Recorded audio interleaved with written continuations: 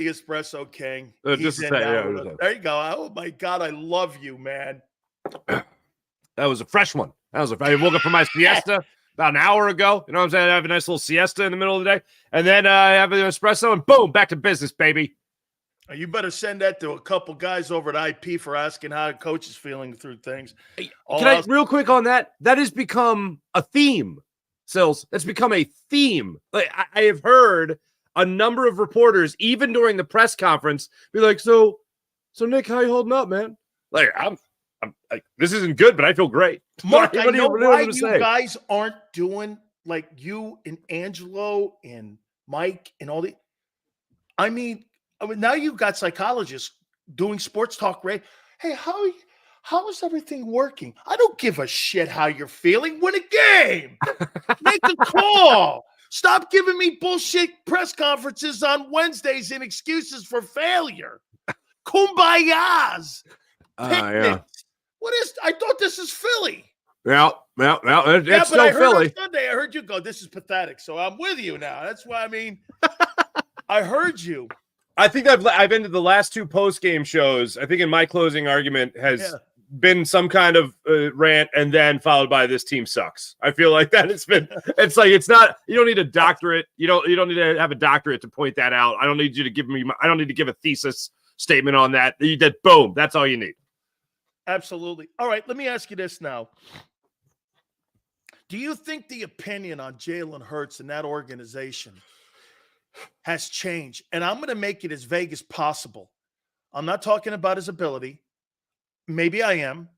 I'm maybe not talking about his leadership. Maybe I am. Do you think it's changed? Because I go here. The narrative on Lamar Jackson last year was Lamar Jackson gets hurt all the time. He doesn't look like that leader. Looks like he kind of folded his tent, didn't want to play for his team. All of a sudden now they're the number one seed and he's the MVP.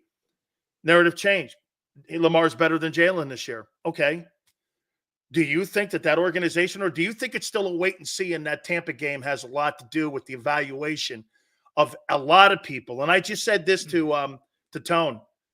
If they get killed, is it an owner's call? And if they're competitive, is it a GM's call on what they're going to do in the offseason, in the upcoming season?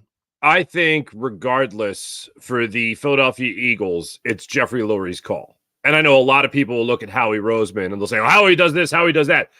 I feel like in the last 5-6 years, really ever since Chip Kelly, Jeffrey Lurie has had this type of opinion that he needs to be more hands-on, because Chip did the thing that you just can't do. You can't make an owner feels like he doesn't own what is going on in his own building and he doesn't own his team. And ever since then, Jeffrey Lurie has been much more of a meddler. He's been a lot more involved. He's been a lot more hands-on. And I think he trusts Howie beyond the shadow of a doubt. But when it comes to making a head coaching change, even if Howie says, perhaps one more year, I think Jeffrey Lurie will either just be fed up or agree with him that maybe you give Nick Sirianni one more year. But the thing you got to keep in mind about Howie Roseman, it really is incredible. Think about his whole trajectory, okay? We all know about, the intern and the cap department under Joe Banner and all that stuff. But this is a guy that was sent away to the proverbial janitor's closet and then came back and then within 2 years won a Super Bowl. Like, that is unheard of. And then a couple years later, you're back in a Super Bowl with a different head coach and a different quarterback. So I think Jeffrey Lurie looks at Howie Roseman and trusts him implicitly when it comes to making decisions for this franchise. But when it comes for the overall grand scheme of things, I think that's going to come down to Jeffrey Lurie, his analytic department, and then Howie Roseman. Because I think Jeffrey Lurie has gotten his hands on this team in terms of the inner workings more so than he ever has. So you give the bookworm more credit than the coach, Doug Peterson, for that 17 Super Bowl?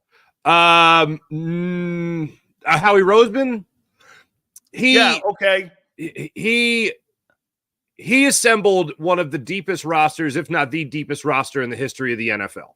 One of the only ones that, the 17 team that won. You won with a backup quarterback. Jason Peters goes down. Darren Sproles goes down this season. You won with a very, very deep team. But Doug Peterson was a very well-coached team. And a very well-coached team. And Doug Peterson was the guy behind the scenes pushing those buttons for that team.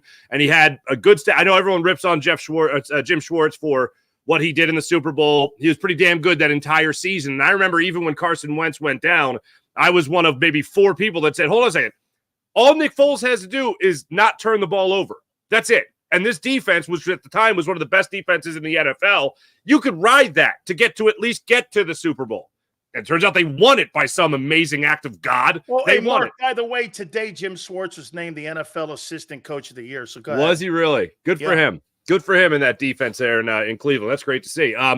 So yeah, I think Howie Roseman did a phenomenal job with that, but it was the perfect storm. Like, if you were to tell me that the Eagles were finally going to win a Super Bowl, there's no way I would say it would be because of a deep team and because of pickups during the regular season, like bringing in a guy like Jay Ajayi during the season, getting a power running back like Garrett Blunt before the year. I didn't think all that was going to come together.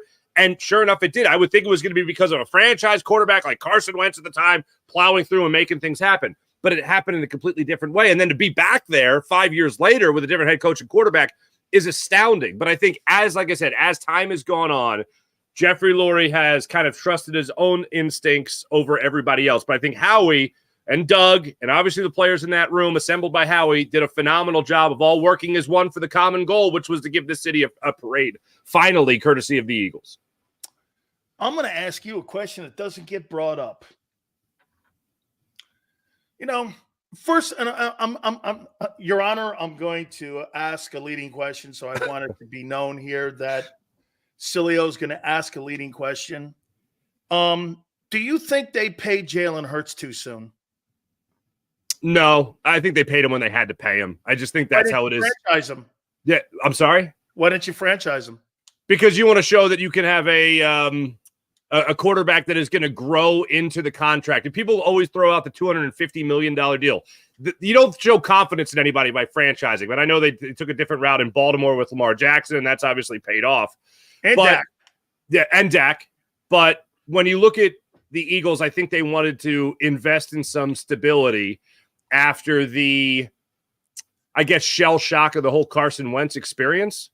Well, then why would you hire an inexperienced coordinator? Oh, no, this doesn't make sense. If you're looking for this to add up to something that makes sense, I can't do that for you. I can't do that. This, Marc? Okay, if we're going to go down that route and you're not going to, because I think that money now, because the money and the inexperience affects the defensive side of the ball because you gutted that side. Yep. Knowing March 17th when the new calendar year kicks in, you got to start paying that guy. And you got trash cans on that side of the football, except for 2 dudes in the D-tackle position and Hassan. Maybe Sweat, the rest of them. 85% of that defense has to be replaced. And you're sitting there going like this. Okay, well, all right, if I'm going to invest $50 million and $250 in a guy, I'm going to get Todd Monken. I'm going to bring the best coordinator I can find to help this kid grow because that's my biggest investment. Mm-hmm. Instead, what they did was they gave him the money and they gave him, I don't know if Brian Johnson's good or not. I just know he's not experienced. And then you send him to go out there and go, well, like this.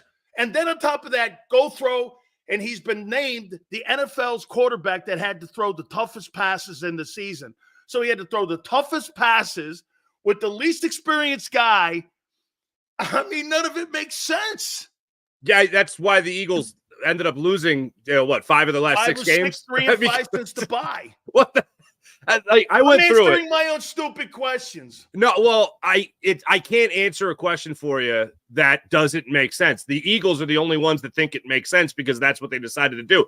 At the time, and I know I've talked about this a bunch before with you, people are talking about how Brian Johnson has known Jalen Hurts since he was 4 years old. Why do I care about that? If anything, that's a detraction. I don't like the fact that he's that comfortable with the quarterback because you need somebody that even if he says he likes being coached hard, you got to coach him hard. And even though you probably because you have known him for so long, it might come on deaf ears when you try to send a message strong. And Nick Sirianni might try to do it, but it hasn't been achieved this year. And I have absolutely, without question, seen that regression. Now, to go back to the contract for a second, it's $150 million for 3 years. So they were smart enough to give themselves that out. Plus the cap. Right. So they're still smart enough to make sure they had that out.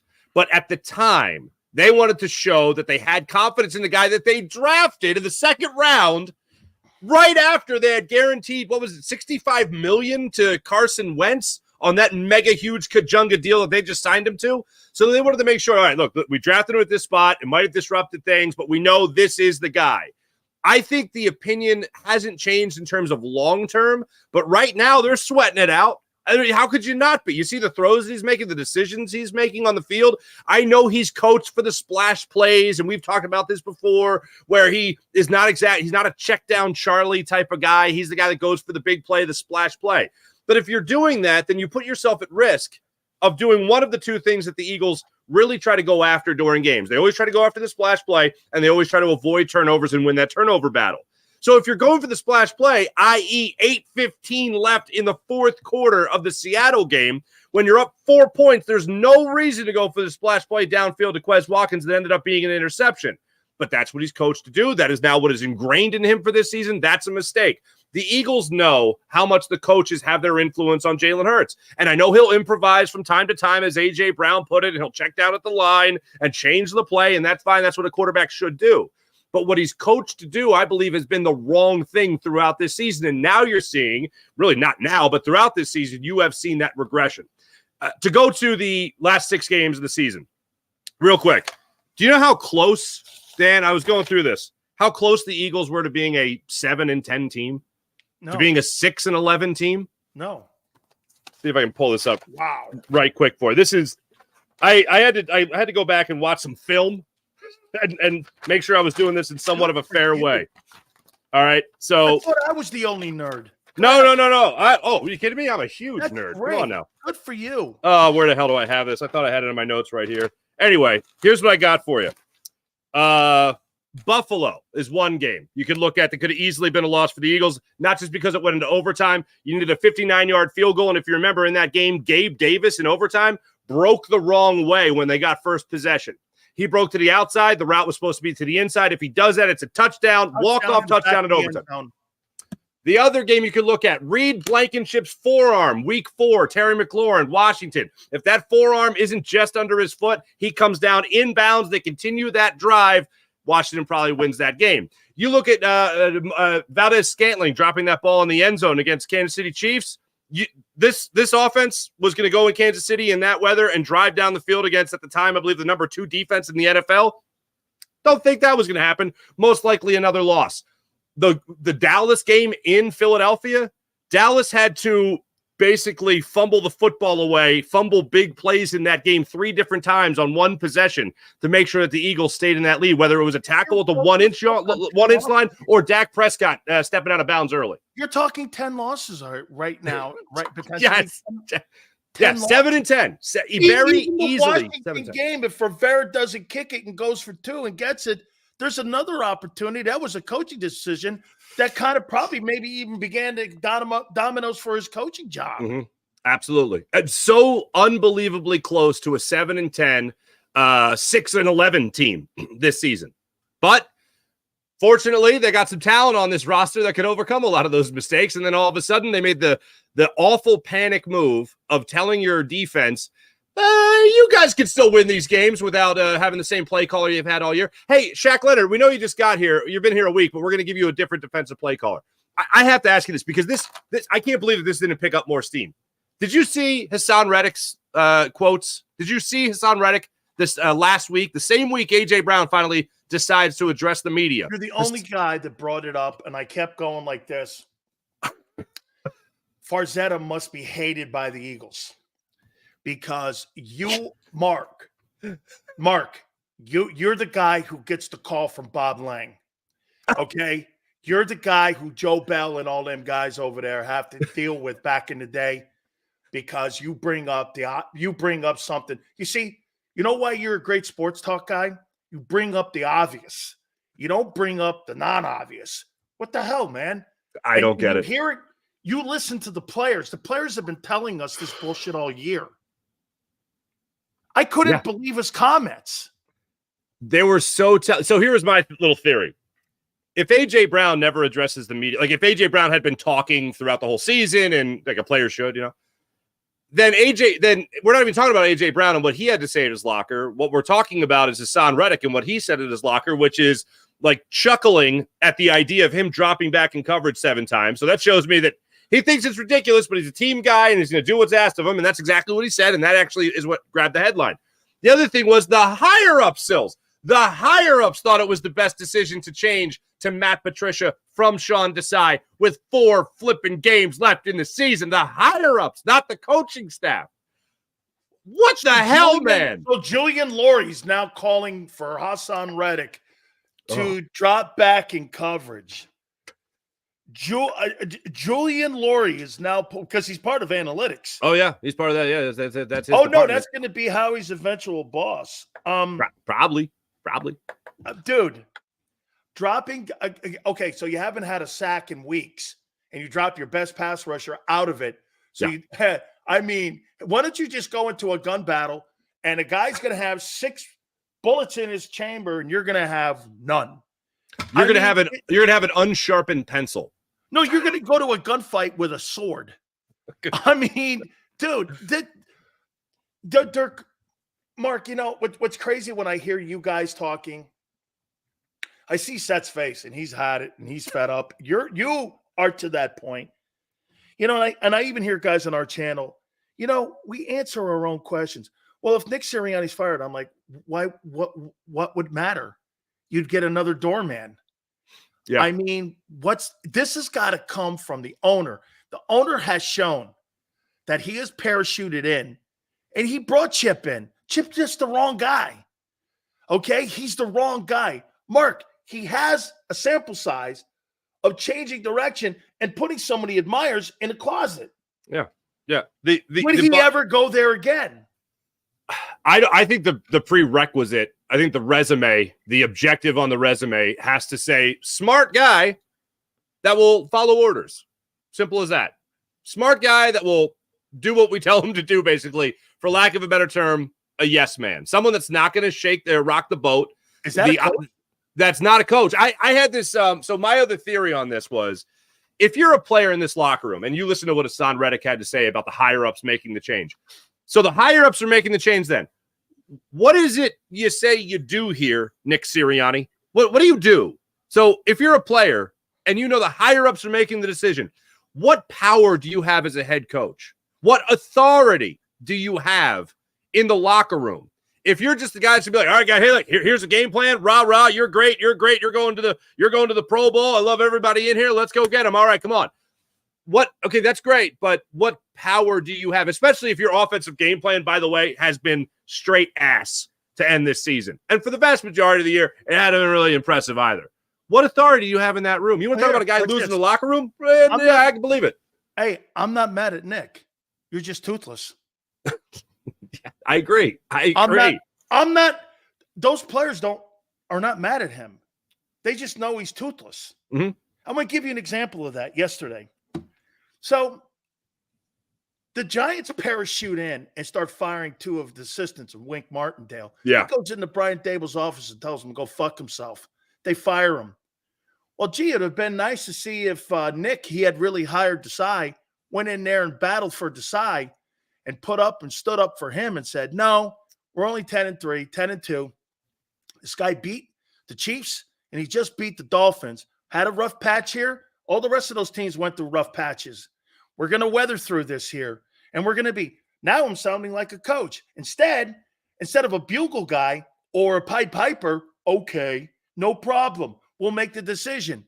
To me, right there in a nutshell, showed you the autonomy he has in that locker room, which is nothing. He's toothless because he never battled for his guy. Tony Dungy was fired in Tampa because he wouldn't get rid of Clyde Christensen. And he would not. Mike Munchak was fired in Pittsburgh in Tennessee because he wouldn't fire some of his assistants. Let me tell you something. When you're a head coach, you go to battle for your guys because you hire those guys. That just shows me right then and there, those guys that are in that locker room and that are in those coaching staffs, Sirianni had nothing to do with those hirings. At zero to do with them, because if you don't defend your guys, you're not a coach. Mm-hmm. Why wouldn't you defend it? Why wouldn't you defend a guy you hired? Where does it make sense? And here's the thing that I think this is why they made, not why they made the decision, but why they made it when they did. They looked at the last 4 games of their season and they saw Seattle, they saw the Giants twice, and they saw the Cardinals. And they went, We can win. We just need a better defensive play caller. This won't be a big shift for a lot of these guys. And they made the change. Then you go on to lose to Drew Lock, who plays Joe Montana on the final drive of that game. Then you barely squeak out a win against the Giants, somehow magically. Get spanked by Jonathan Gannon, who, man, he put it on the table. Cardinal team. He put it on the table against Nick Sirianni. He was like, hey, sport, here's an onside kick. If you get it, have at it. I'm going to get the ball back and march right through your defense anyway. And Matt Patricia's defense. Okay, let's just put this in perspective for a second, all right? Sean Desai allowed 6 straight touchdowns. 6 straight touchdowns against 49ers. 49ers are pretty good. I can see that happening. Matt Patricia allows 4 straight touchdowns against the Cardinals and doesn't have to punt in the entire game. How is that the right decision by the Eagles to switch your defensive play caller, whatever, at the end of the season like that, when these guys have acknowledged, especially a guy like Hassan Reddick, again, to go back to him, how difficult it is? Because I don't care if you say it's the same philosophy, it's the same scheme, it's not the Sean Desai defense, it's the Eagles defense built in the parameter of whatever the hell Nick Sirianni wants to do in the analytics department. It's not just that. It's if I ask you to cook me a meal and you're a head chef somewhere and you get to the middle of the entree and before it's done, I say, you know what, get out, new chef comes in. The way that thing's plated is going to be a lot different. And guess what? Dessert is probably going to be pretty crappy as well. So for me, that just doesn't make any sense. But that's where the Eagles decided to go with this. Let me give you a little insight on what Gary Cobb told me on Monday. Love G Cobb. He told me, and he watched it, and there's some guys in the locker room, and I won't say who, and some of the people in here know that one of the guys who's a coach was a teammate of mine. Let me tell you what Matt Patricia's done to your defensive tackles. Do you agree your defensive tackles pretty effective early in the season? They're very much so. You want to hear something? That kid, Kobe Turner, the 3rd rounder from Wake Forest, is going to be the NFL Defensive Rookie of the Year. Never heard of him. What happened to Jalen Carter? Okay, here's what happened. When Matt Patricia took over, they run a 2-gap scheme up in New England, and they run man, not zone. So you took Fletcher Cox, Jalen Carter, and Jordan Davis, who are playing 3 and 1. You shade a 3, you shade a 1. You're playing 1 gap. Get up the field, get into the backfield. You saw these guys in the backfield creating havoc, and the run defense was great because the backers were doing well. Zach Cunningham was coming on. Everybody was like, hey, this thing doesn't look that bad because D tackles were controlling the game. Hell, even Milton Williams was having a good year. Oh, yeah. He was productive. Fletcher had really a great year. So you know what they did when Patricia got the job? They turned him into 2-gappers. What they're asking these guys to do now, hold the guy. Don't let them get onto the backers. And your inferior backers are being asked to make the plays on defense. And Gary's like, they're incapable. And that's why they're running the ball down their throat the last 6 weeks. So they changed the philosophical way to stop playing the run. And this is why their run defense. So it wasn't just play calling. And how many times have you seen your corners now in man because of Patricia? In Seattle, you saw him in man. He goes, hey, I was supposed to play the sticks. And you're going like this. So this has been a disaster. They won't admit it.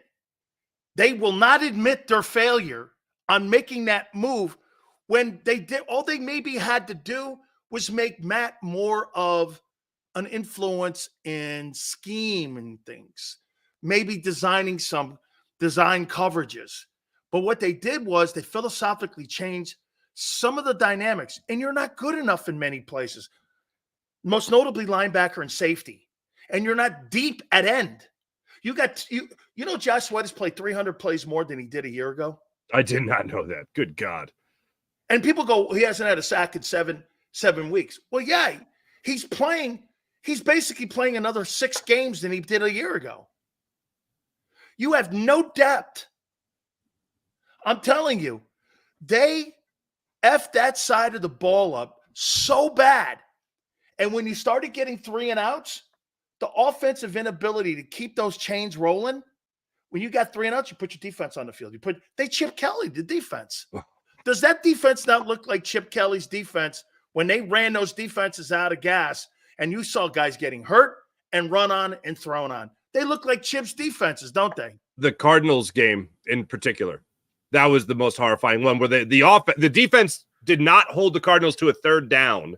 They only held to 1 third down over their 15-point run.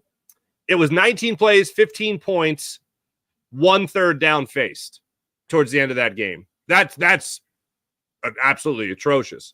And when the Eagles got the ball back after that onside kick, they asked the question. I give her credit. Olivia Reiner of Inquirer.com asked the question to Brian Johnson at his press conference and said, did you think about changing play calling at all, given the idea that your defense wasn't stopping anybody? Basically was the question. And Brian Johnson said, I can't answer that because he knew he'd throw the defense under the bus, which goes right to your philosophy. But to go back to the man coverage and how much it's been introduced by Matt Patricia, one of the things I really looked for in that Seattle game, taken with a grain of salt because, again, it was Drew Lock, but still some pretty good receivers on that team. I wanted to see if there would be a little bit more press coverage. There was. I wanted to see if there would be a little bit more man-to-man. There was. And then since then, it's been hard to tell because they have been beaten so bad in those last 3 losses. Last 3 losses of the season. They've been beaten so bad where they just don't look like a team that is prepared. Like, do you even game plan? Do you scheme up for these opponents? Because one of the things that I love, and I just had Hollis Thomas on the show the other day. One of the things I love talking about those early 2000s Eagles with about their defense and Jim Johnson was the idea of knowing exactly what you had and coaching to it. And that is such you talk about stating the obvious, man. There's nothing more obvious than that. This is what I have. How do I make it the best it can be? The second stint Jeremiah Trotter had here with the Eagles under Jim Johnson, he was a third defensive tackle. He would stay at the line, bust up, stop the run, get after the quarterback. That's how Jim Johnson used him. As Brian Dawkins got older, he solidified a Hall of Fame career by playing in the box almost all the time because Jim Johnson knew I could either make him the deepest man on the field or make him aggressive. Jim Johnson did to Hugh Douglas. Hugh didn't want to play the run. All right, I'll create a position just to have this guy put his ears back and rush. Yeah, turned him into a green jacket guy. Right? I mean, that guy was creative in doing shit. You're right. Yeah. He created boutique defenses because he's an innovator, like a Dan Quinn kind of guy, like a Wink Martindale kind of guy. Those guys they're known for going, okay, well, here's your skill set. This is what I'm going to do to you. The Eagles, in my opinion, Mark, they're too set on plug and play. Yes. Our system's fine. Go do it. Yeah. Yes. That's a problem, obviously. And that includes coordinators. Yeah. Oh, yeah. 1,000%. And that's why, look, if I hate even entertaining this, but if you're going to be Paulie pom-poms this week leading up to the game, all right, Darius Slay's coming back. Zach Cunningham's playing himself back into game shape. Avonte Maddox is playing himself back into game shape. All that stuff. You hope that it's just a matter of personnel and not scheme. But the scheme has been so far off. I don't know who you plug into this and all of a sudden have success with it. And the thing I'm supposed to have confidence in somehow is the offense because you have good weapons, supposedly healthy weapons. Hopefully, we find a little bit more about Jalen Hurts and his finger tomorrow when he addresses the media. Nick Sirianni addresses the media and all that. But to go back to it, if you look at this offense, if you really want to be confident, you want to look at the offense with the weapons that they have that they're going to be able to execute. Dallas Goedert's words after the Giants loss to end the season, and he walked it back. But he said it. When people walk things back, that means someone else had to tell him, no, don't put out that message, but it's the right message. No, shut up. Can you please report to Bob Lang's office? Thank you very much, Dallas. And he said, basically that everyone was waiting to get into the postseason. Well, then that's on the coach. That means your team has lost focus. And if you're the coach, and I'm sure Nick Sirianni is saying all the right things as far as, hey, you got to focus, we got to win. I'm sure he's saying all that stuff.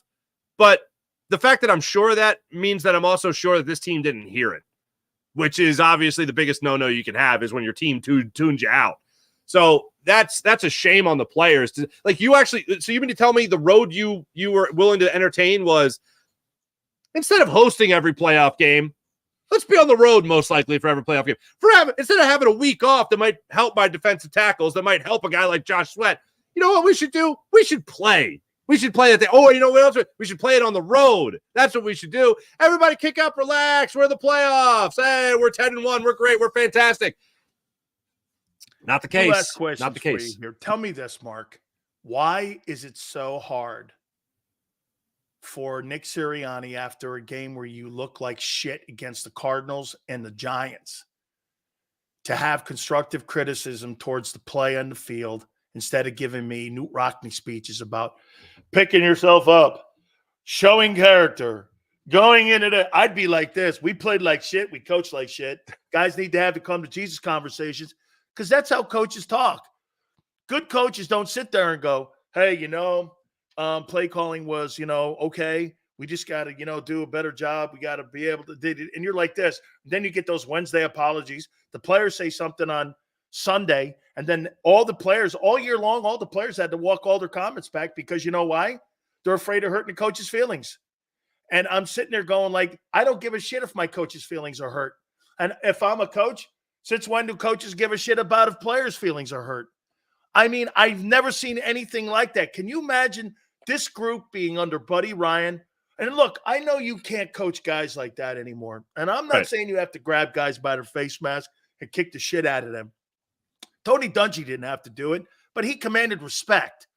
And it just doesn't seem that, hey, Jalen didn't play well. He missed wide open guys, and we got to be better. We got to coach better.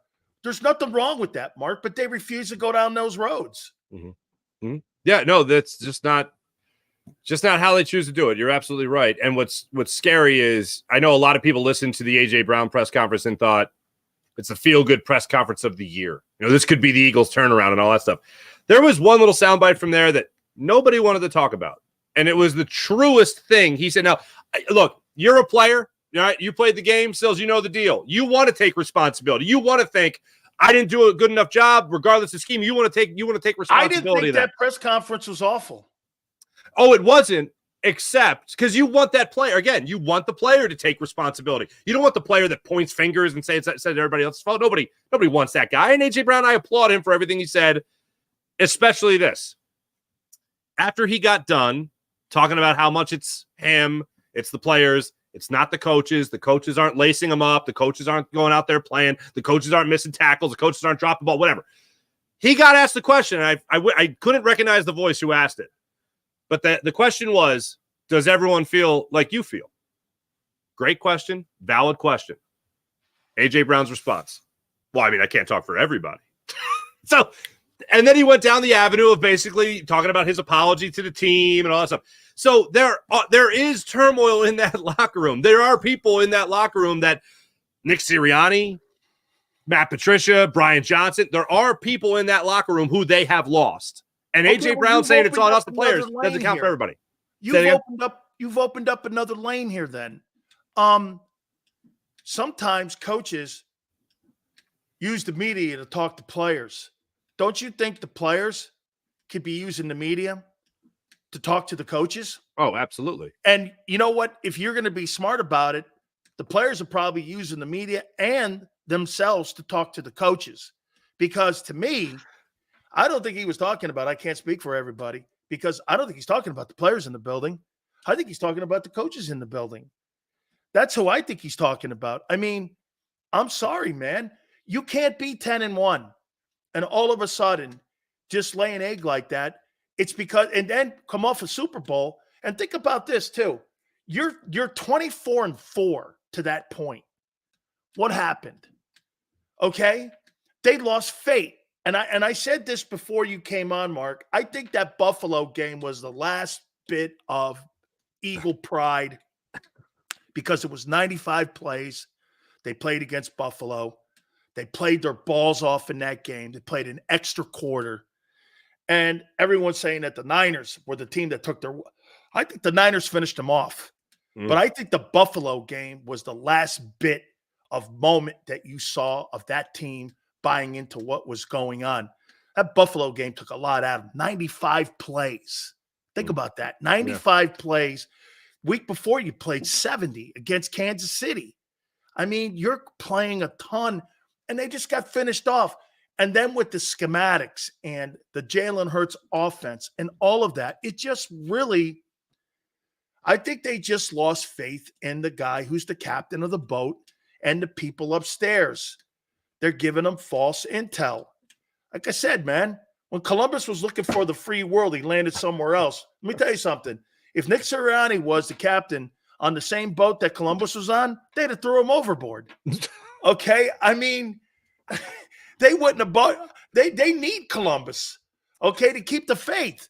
They'd have threw this guy – they'd have turned the boat around or threw him over. I mean, you know. They probably would have put him on with the rest of the losers on the Santa Maria. You know what I'm saying?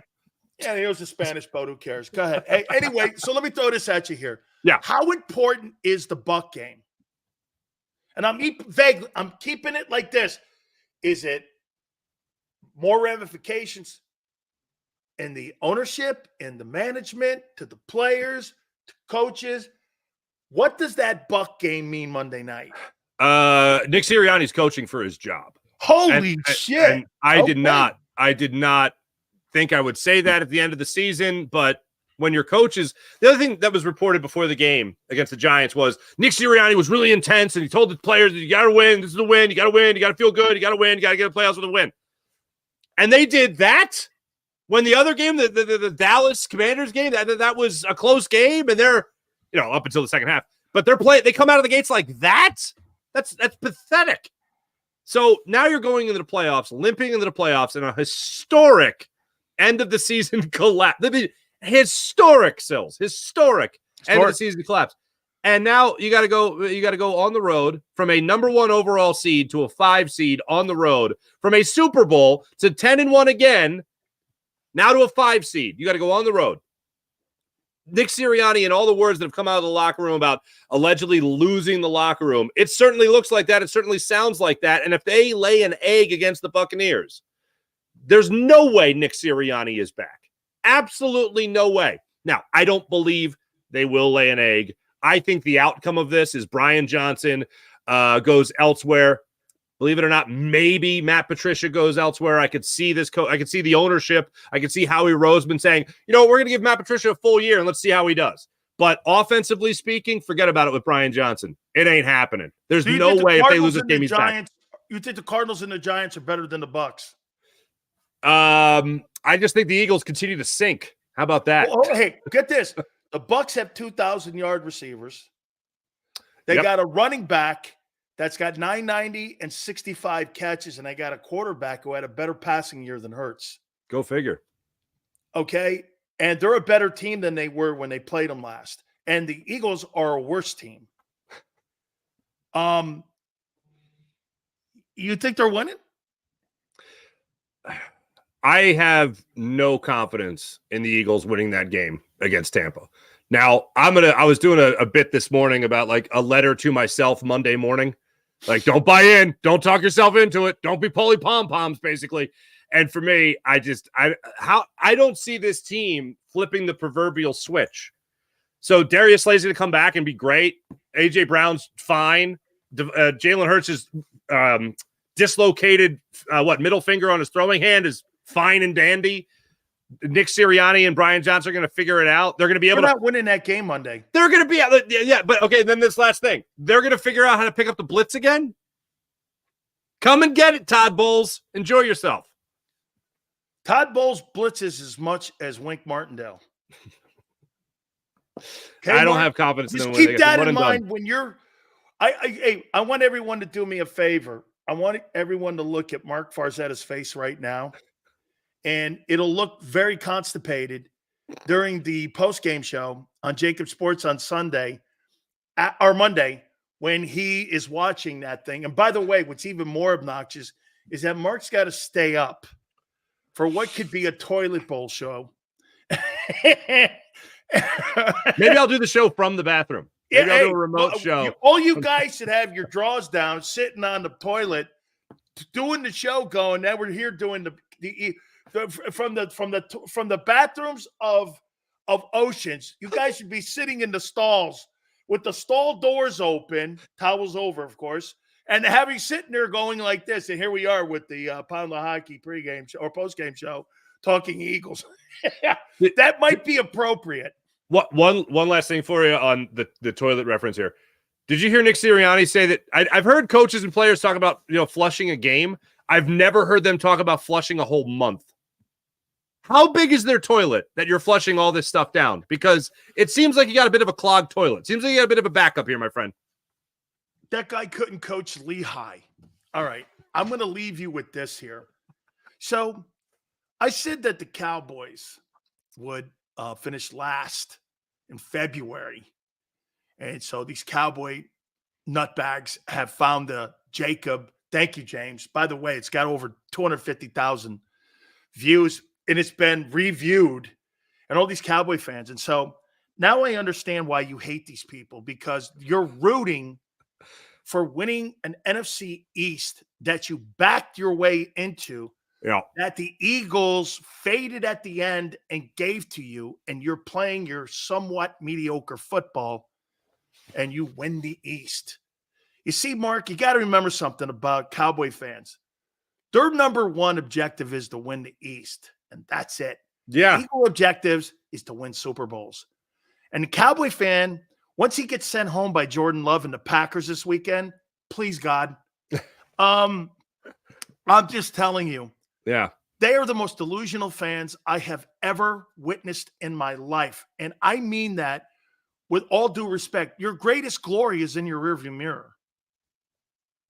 And they're giving me shit because I said, well, I think you finished last in the East. And I'm like, well, congratulations. You know how to Google. Yeah. I go, hey, I didn't think you guys were that smart enough because, again, you sit by a pond with your cane pole fishing for cod or catfish. Not that that's bad, because I've had both and they're good.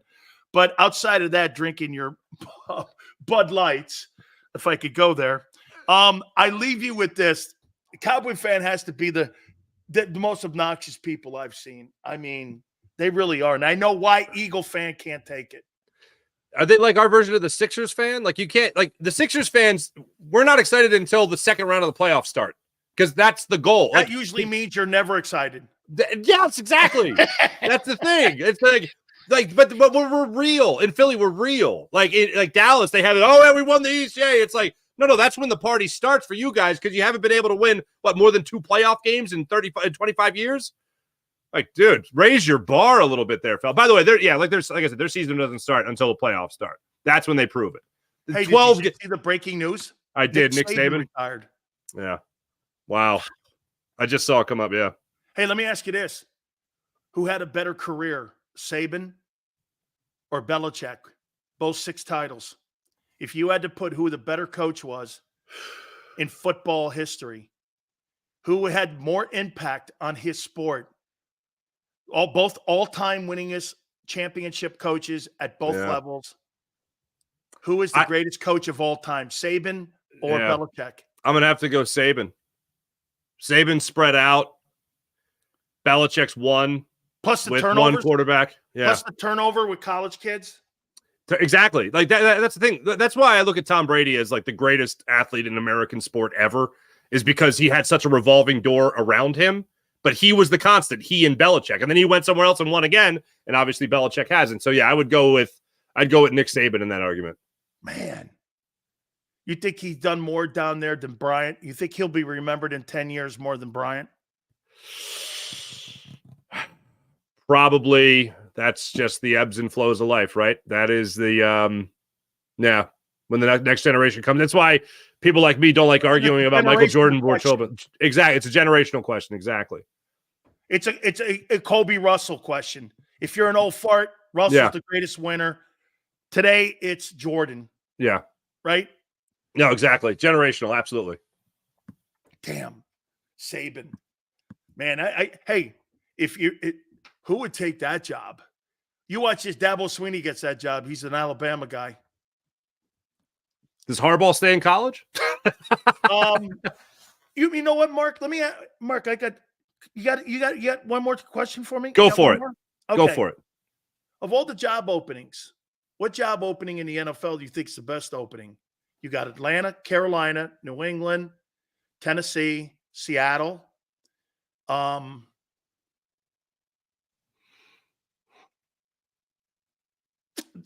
Eberflus is back. And Chicago. The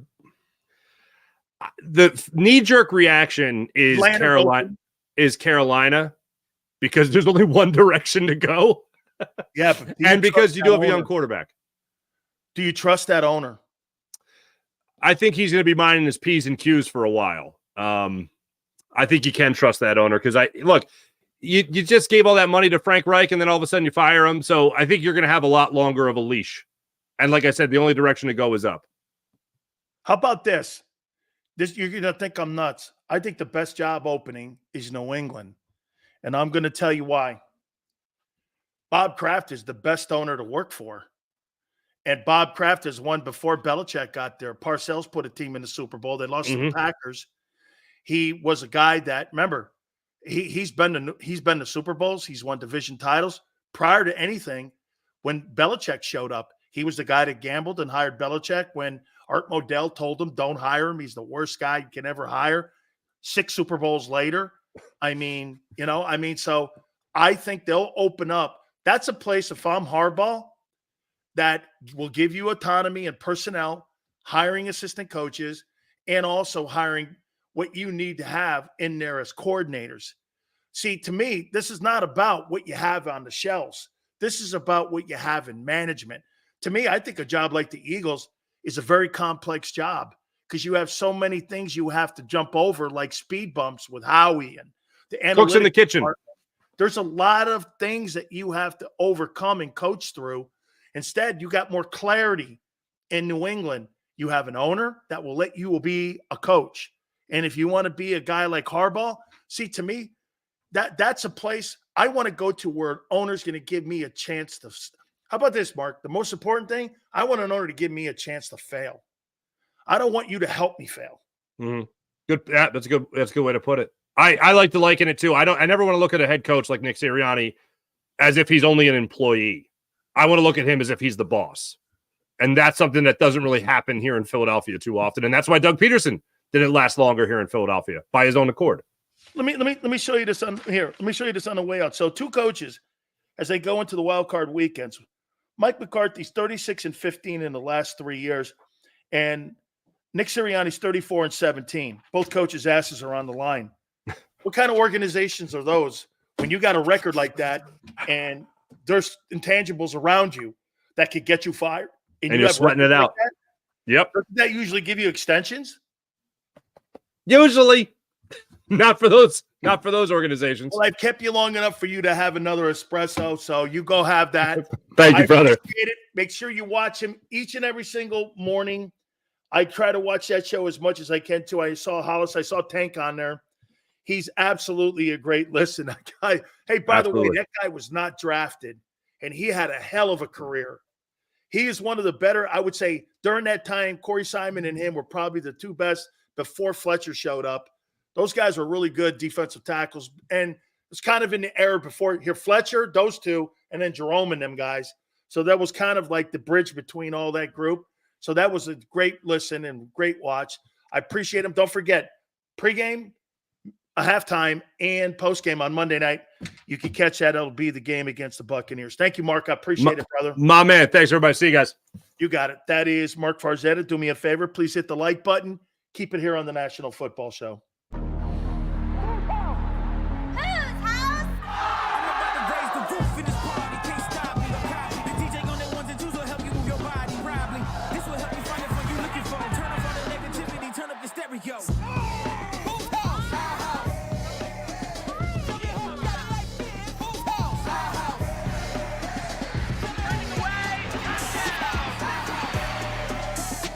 Football and Hooters, the perfect pair.